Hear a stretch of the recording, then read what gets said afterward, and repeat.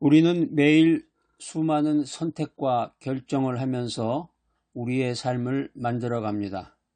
그 사람들 이 얘기 들어보면은 제일 어려운 선택이 오늘 점심 때 뭘 먹을까 하는 거라고 그래요. 제가 지난번에 한번 말씀드렸잖아요. 중국집에 들어가서 제일 어려운 사람이 중국집에 들어가서 뭘 먹을까 하고 생각하는 사람이라는 거예요. 중국집에 들어가기 전에 이미 짜장이냐 짬뽕이냐가 결정이 돼서 들어가는 건데, 그리고 대개 보면은 짜장면 좋아하는 사람은 짜장면 먹고, 짬뽕 좋아하시는 분들은 이제 짬뽕을 먹고, 이제 짜장도 뭐 간짜장이 있고 뭐 옛날 짜장이 있고 여러 가지인데, 제가 서울에 가서 그 짜장면을 먹어보니까 이제 간짜장을 하는 데가 좀 많이 없어졌다고 그래요. 간짜장이라는 게 특별한 데 아니면 간짜장을 안 하고 그냥 보통 짜장 뭐 이런 식으로 해서 먹는 것 같아 보니까, 옛날 짜장이나 뭐 그런 것들은 좀 있기도 하고, 그 다음에 이제 짬뽕은 또 종류가 여러 가지가 생겼죠. 그래가지고 뭐 원래 짬뽕이 이제 붉은색인데, 이제 그 고추나 이 매운기를 뺀 이제 그 화이트 짬뽕 그런 것도 생기고, 뭐 해물 짬뽕 뭐 이런 건 옛날부터 있었지만, 하여튼 수많은 선택과 결정을 하면서 우리의 인생을 만들어 가는데, 우리가 어떤 때는 망설임에 빠지게 됩니다. 망설임. 어떤 걸 선택해야 되나? 짜장면을 먹어야 되나? 짬뽕을 먹어야 되나? 어떤 길을 가야 되나? 지하철을 타야 되나? 버스를 타야 되나? 어떤 가치를 추구해야 되나? 뭐 이런 식 여러 가지의 그 망설임이 있다는 것입니다. 우리는 인생을 살면서 살리고 생명을 주는 믿음이란 말에 주목해야 합니다. 살리고 생명을 주는 믿음, 이 말이 기독교 핵심 가치 중에 하나입니다.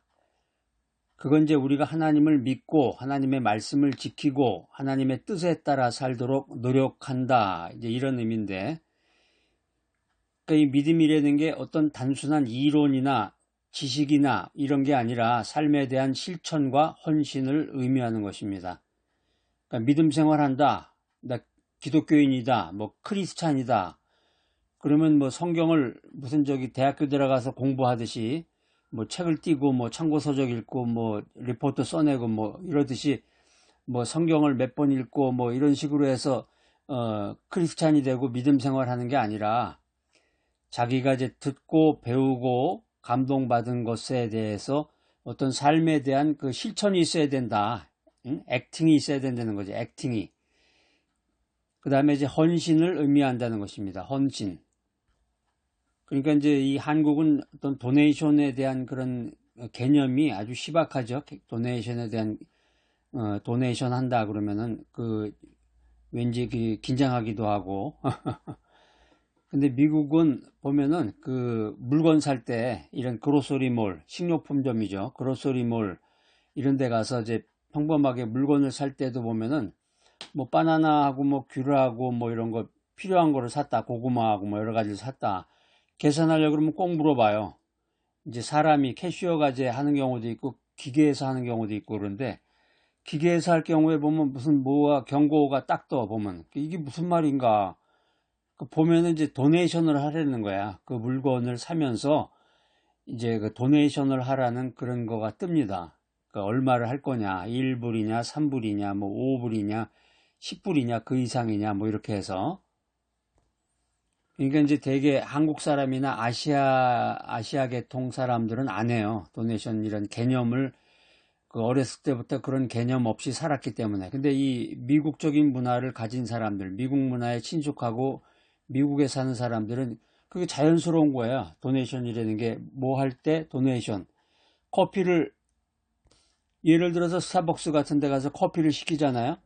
우리나라 같으면 커피 뭐 주문해서 몇 번 손님 뭐 어쩌고 저쩌고 그러면 이제 그거 받아서 오면 되는데, 미국 같은 경우는 그 앞에 이렇게 그 도네이션 그 통 같은 게 있어요. 통이나 무슨 그 병 같은 게. 짤이라 그러죠. 병 같은 게 있어요. 거기다가 그 팁을 넣어주는 거죠. 도네이션이나 팁을 넣어주는. 이 믿음도 마찬가지예요. 믿음이라는 게 어떤 단순한 이론이 아니에요. 이론. 성경책 뭐 구약 창세기부터 해가지고 그 신약 요한계시록까지 쭉 정독으로 읽고 뭐 필서도 하고 뭐 몇 번이나 읽고 뭐 성경 공부 뭐 무슨 프로그램 참여하고 뭐 이런 식으로 해서 정보가 많고 이론이 많고 뭐 지식이 아니란 말이에요. 믿음이라는 게 지식이 아니야. 그게 잘못됐다는 게 아니라 그게 믿음이 아니란 얘기예요. 믿음은 그게 아니라 삶에 대한 실천이 있어야 된다. 삶으로 나타나야 되잖아요. 삶으로 나타나야 된다. 그래서 어떤 분이 부부 생활하는데 남편은 불신자고 부인이 교회를 다니는데 남편이 항상 그러는 거예요. 내가 당신 보고 교회 안 다닌다. 당신 같은 인간이면 내가 교회 안 다녀. 하면서 부부싸움하고 그런 경우가 많은데 삶에 대한 실천이란 말이에요. 삶에 대한 실천. 그 다음에 하나님과 이웃에 대한 헌신. 제일 쉬운 것은 여러분들이 말씀 사역이나 선교 사역에 대해서 여러분들이 관심을 갖고 도네이션을 해야 돼. 그런데 이렇게 아무리 얘기해봤자 안 할 거예요, 여러분들. 절대. 죽는 날까지 안 할 겁니다. 혓개물로도 아마 안 하죠?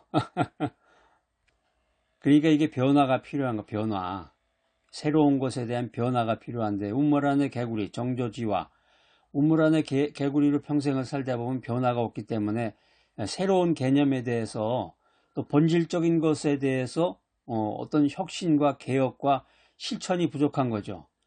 살리고 생명을 주는 믿음은 우리가 우리의 삶을 의미 있게 살 수 있도록 도와준다 하는 것입니다. 그래서 우리가 믿음이 있고 믿음 생활을 하고 신앙 생활을 하면 우리의 인생이 더 가치 있게 변하는 거예요. 가치 있는 인생이 되고 의미가 있구나. 내가 산다는 게 의미가 있구나. 우리 주변에 보면은 그런 사람 많아요. 하루하루를 의미 없게 아무런 의미도 없이 그냥 인생 살아가는 거예요. 그런 사람이 많은데 뭐 별다른 거 안 해도 믿음만 있어도 믿음을 통해서 우리의 삶을 가치 있게 만들 수 있다. 할렐루야. 오늘 아주 이거 엄청난 말씀을 드리네. 동시에 우리의 삶에서 믿음으로 하나님을 찾아야 된다. 믿음을 가지고 하나님의 뜻에 합당한 삶을 살아야 된다는 것입니다. 여러분 저 영화를 좀 보시나요? 영화. 제가 이제 좋은 영화 이런 것도 추천해 드릴 텐데 제가 지금 말씀드리는 영화는 아주 그냥 닥치고 보셔야 돼. 쇼생크 탈출이라는 영화 있어요.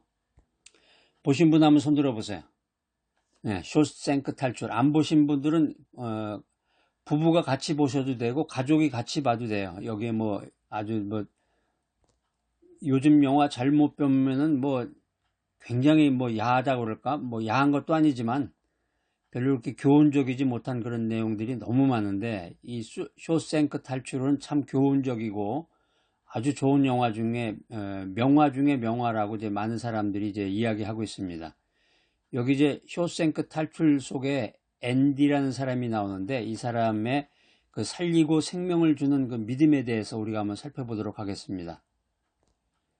쇼생크 탈출이라는 게 원작명이 이제 The Shawshank Redemption이라는 그 영화 제목이네요. 1994년에 나왔기 때문에 굉장히 어떻게 보면 이제 고전작에 속하는 건데 참 평범하면서도 아주 분명한 스토리가 있고 이제 감동적이고 마지막에 반전이 나옵니다. 이게 영화라는 게 반전이라는 게 있어야 재밌거든요. 반전이 나와요.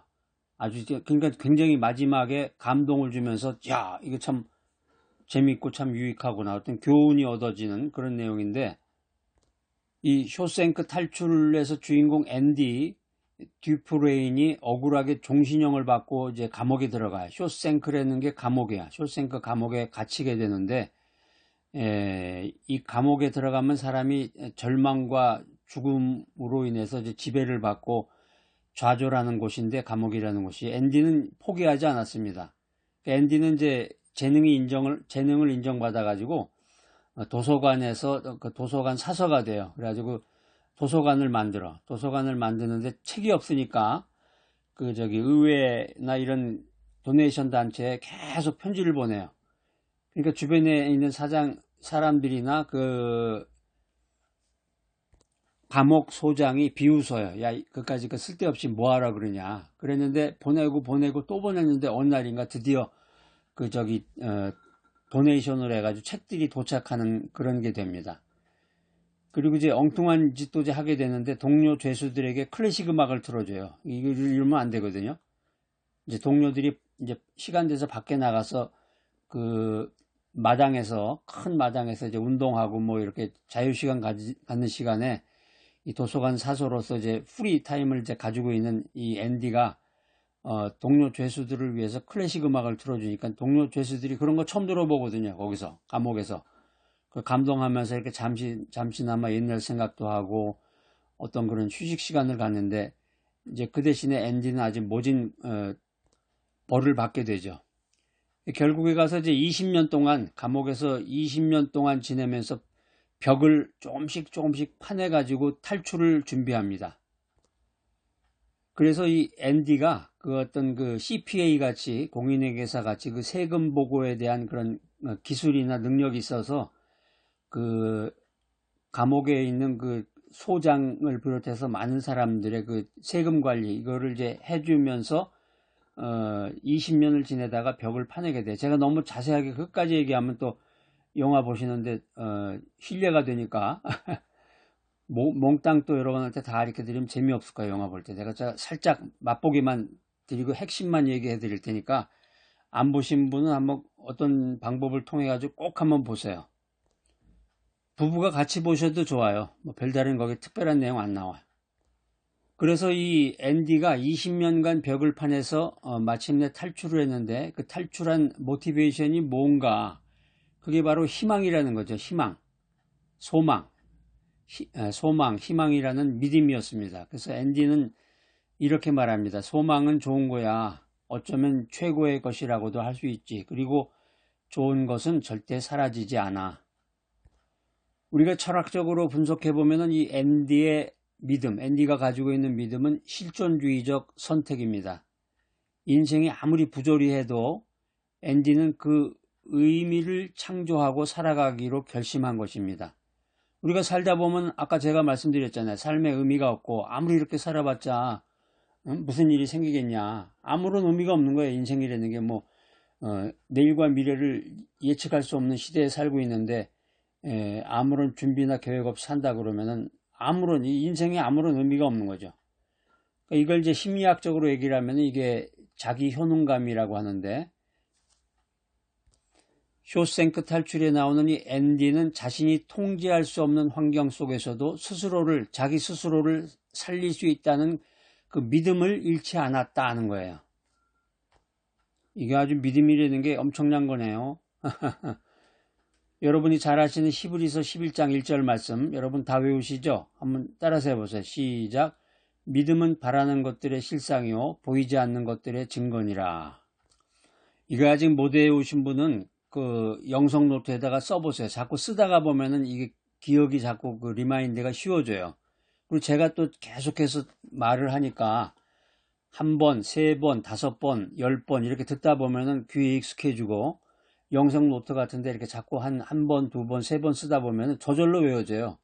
그 다음에 자기가 이제 의지를 가지고 외워보려고 하면은 한두 번만 해보면 바로 외워집니다. 그리고 중요한 구절이에요. 히브리서 11장 1절 말씀. 믿음은 바라는 것들의 실상이요 보이지 않는 것들의 증거니라. 읽을수록 힘이 나네. 살리고 생명을 주는 믿음은 단순히 머리로 계산하는 게 아니에요. 잔머리 굴려서 되는 게 아니란 말이에요. 단순히 머리로 이해하는 게 아니라 우리의 삶을 살려준다. 더 나아가서 나를 자유와 소망으로 이끌어주는 생명의 힘이 된다 하는 것입니다. 여러분 이제 영화도 보셔야 되지만 책도 좀 읽으셔야 돼요. 책도.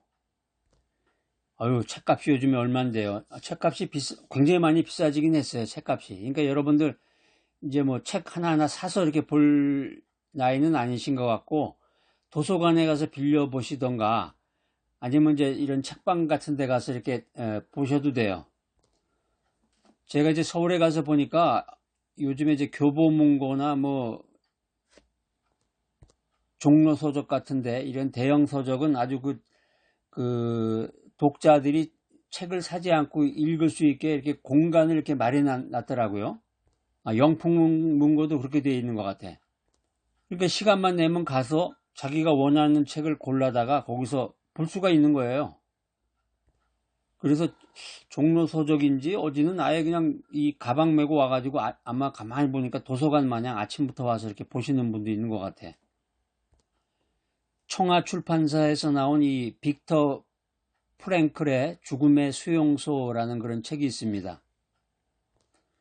이게 원래 영어 원제목이 Man's Search for Meaning이라는 건데요. Meaning, 의미, meaning이라는 뜻인데, 이 빅터 프랭클이라는 사람이, 이 사람이 저자예요. 빅터 프랭클이라는 사람이 나치 수용소에 갇히게 되는데, 이게 죽음의 수용소예요. 죽음의 수용소. 들어가면 죽어서 나오는 거예요. 시체가 돼서.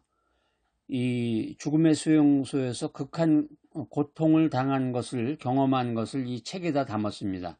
그러니까 책 사지 마시고 도서관 같은 데 가서 한번 빌려보세요. 빌릴 수 있어요. 도서관에 가서 그 아이디, 뭐 주민등록증이나 뭐 이런 거를 하면은 그 책을 빌려주는데, 빌려서 뭐 그게 며칠간, 뭐 일주일 이렇게 빌리는가 봐요. 그러면 집에서 공짜로 이렇게 보고서 다시 반납하고. 빅터 프랭클은 수용소에서 모든 것을 잃었지만 의미를 찾으려는 의지가 나를 살렸다, 이렇게 고백합니다. 야, 이 말 아주 문학적이고 철학적인 말이네. 의미를 찾으려는 의지, 의미를 찾으려는 의지. 감옥 안에 있으니까 뭐 별의별 생각 다 하겠죠. 시간은 많으니까 뭐 상상의 날개를 펴게 되는데, 어느 날 이 빅터 프랭클은 얼어붙은 들판을 걸으며 아내와 대화를 나누는 장면을 상상했습니다. 그 순간 그는 깨달았습니다. 사랑은 인간이 도달할 수 있는 최고의 의미구나.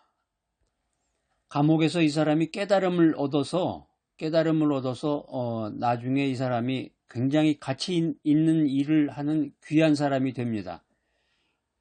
사랑은 인간이 도달할 수 있는 최고의 미닝이다. 이 프랭클의 철학적인 통찰은 니체의 고난을 견딜 이유가 있는 자는 어떤 고난도 견딜 수 있다, 이 말하고 일맥상통하는 말입니다.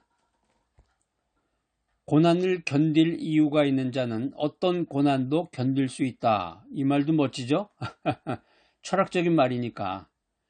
그래서 이 프랭클은 이날을 기점으로 해가지고 심리학적으로 그 로고 세라피라는 것을 창립하게 돼요. 로고 세라피라는 개념을 만들게 되는데, 이거 이제 한마디로 이걸 설명을 하면, 인간이 삶의 목적을 발견할 때 비로소 살아갈 힘을 얻는다, 이런 시오리입니다.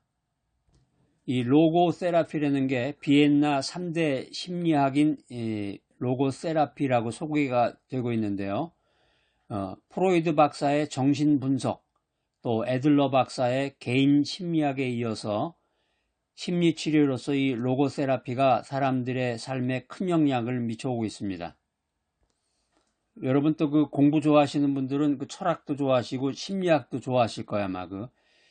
제가 심리학에 대해서도 강의를 했었는데, 사회학, 심리학 강의도 했었는데, 그 심리학의 3대 분야라 그러면 이제 프로이드의 정신분석학, 애들러의 개인 심리학, 그 다음에 여기 지금 오늘 소개하는 그 로고세라피입니다. 심리학이라는 게 뭐냐, 심리치료라는 게 뭐냐. 그러니까 로고세라피를 창시한 이 빅터 프랭큰 박사는 심리학, 심리치료를 이렇게 말합니다. 동기이론이다. 모티베이션 시오리, 동기이론이다. 그러니까 심리학이라는 게 인간을 움직이는 동기가 무엇인지, 무브하는, 움직인다는 게 무브잖아요. 무브, 인간을 움직인단 말이에요. 움직이는 그 원점, 동기가 되는 게 뭐냐, 이거를 이해하려는 학문이 심리학이라는 거예요. 오늘 내가 아침에 눈 뜨고 일어나자마자 어떤 그 필링이 와닿잖아요. 그 느낀 감정, 내가 하게 된 생각, 감정, 생각, 행동, 결정, 선택에 어떤 동기가 영향을 미친 것인가. 나를 이렇게 저렇게 느끼고 생각하고 행동하게 만든, 움직이게 한 그 움직이는 동기가 뭐냐는 거예요. 그리고 사람을 만나게 되는데 다른 사람의 감정이나 생각과 행동이 내가 하는 행동에 어떤 영향력을 미쳤는가, 뭐 이런 것들을 연구하는 게 심리학이라는 거죠. 심리학을 한마디로 얘기를 하면 인간을 움직이는 동기가 뭐냐는 거예요. 오늘 여러분들 아주 심리학에 대한 강의를 듣게 되셨네요. 정신분석에서는 인간을 움직이는 동기를 성적인 쾌락의 동기로 설명하고 있습니다. 또 개인 심리학에서는 인간을 움직이는 동기를 우월성애의 동기다, 힘과 권력의 동기다 이렇게 말하고 있어요. 정신분석 연구했던 그 프로이드 박사는 이 정신분석을 통해서 결핍된 인간의 성적 쾌락의 동기가 인간을 움직이는 핵심적인 동기다라는 거죠. 또 애들러 박사는 개인 심리학을 통해서 기본적으로 열등한 인간은 우월과 힘에 대한 동기로 인해서 움직여진다 이렇게 설명하고 있습니다. 근데 이에 반해서 오늘의 주인공 빅터 프랭클 박사는 인간을 움직이는 1차적인 동기는 의미를 추구하고자 하는 동기다 이렇게 말하는 거예요. 이 사람은 이제 의미를 강조하는 거예요. 의미. 그러니까 여러분 아주 짧은 시간 안에 아주 간단하게 심리학 모든 걸 다 들으시네. 첫 번째 뭐라 그랬어요? 성적인 쾌락. 두 번째는 이제 우월성. 이게 동기가 된다는 건데, 세 번째 이 빅터 프랭클은 의미라는 거예요. 의미. 사람을 움직이는 힘은 의미에 있다라고 하는 것입니다. 살리고 생명을 주는 믿음의 본질은 무엇인가? 아까 우리가 살펴봤던 이 쇼생크 탈출 속의 앤디의 믿음과 로고세라피를 창시한 이 빅터 프랭클 박사의 이야기는 이 믿음이라는 게 단순한 낙관주의가 아니다. 이걸 보여주고 있어요. 고통 속에서도 의미를 찾는 믿음, 어둠 속에서도 빛을 붙잡는 용기, 이것이 믿음이라는 것입니다. 우리가 철학적으로 연구해보면 살리고 생명을 주는 믿음은 존재의 근원적 질문에 답변하는 행위다라는 것입니다. 나는 왜 사는가? 왜 내가 여기 살고 있어요? 여기서 지금 이 모양 이 꼴로 살고 있어요. 이렇게 질문을 한다 그러면은 하나님께서 주신 사랑과 소망으로 우리는 응답할 수 있다는 것입니다. 심리학적 분석을 하면은 이 믿음이라고 하는 것은 인간 내면의 회복 탄력성을 키워줍니다. 그러니까 우리가 심리학적으로 이 믿음에 대해서 연구를 해보면 믿음을 가진 사람들, 신앙을 가진 사람들은 어떤 스트레스와 어떤 역경 속에서도 더 높은 삶의 만족도를 보인다는 거예요. 이거를 이제 연구 분석해 보니까 이게 왜 그러냐. 이게 믿음이라는 게 단순한 감정의 개념이 아니라 우리를 인간을 재구성하고 살리는 실질적인 힘이 있다. 믿음에 우리를 살리는 힘이 있다. 그러니까 믿습니다. 그랬을 때 믿음을 가지고 주님 앞으로 나갈 때 어떤 단순한 감정이나 결단이나 결심이 아니라 나를 회복시키시고 나를 재구성해서 살리시는 하나님의 그 힘이 있다는 거죠. 하나님의 힘. 그것이 나를 살리고 생명을 주는 믿음이다라는 것입니다. 사랑하는 여러분, 이 귀한 강의 들으시는 여러분, 여러분들 삶에 어떤 감옥이 있습니까? 여러분 어떤 감옥에 갇혀있는 죄수예요. 그게 이제 외부의 어려움일 수도 있고 내면의 두려움일 수도 있습니다. 그렇지만 예수님께서 약속하신 그 풍성한 생명은 그 모든 것에 넘친다. 요한복음에 나와 있어요. 요한복음 10장 10절에 보면 예수님께서 이렇게 말씀하십니다. 내가 온 것은 양으로 생명을 얻게 하고 더 풍성히 얻게 하려는 것이라. 그러니까 말씀을 읽을 때 아멘 하고 응답을 하셔야 돼. 저도 그 말씀에 동의합니다. 그 말씀이 저에게 은혜가 됩니다. 그런 표현이죠. 요한복음 10장 10절 이 말씀은 믿음이 단순히 어떤 존재를 유지하는데 그치지 않고 내가 믿음 생활합니다. 주여 믿습니다.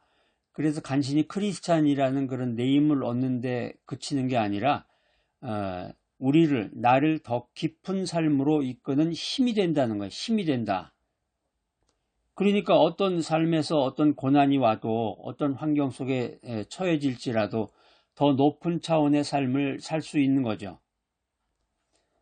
여러분 오늘 영화 속의 주인공인 앤디처럼 20년 동안 작은 망치로 벽을 파서 탈출을 한 모습을 기대하며 또 프랭클처럼 사랑을 떠올리며 그 아내와의 사랑을 떠올리며 한 걸음 내딛듯이 조심스럽게 믿음으로 오늘을 살아가시기 바랍니다. 하나님께서는 나를 살리시는 분이시다. 기억하라, remember, 기억하라, remember. 믿음은 나를 자유케 한다.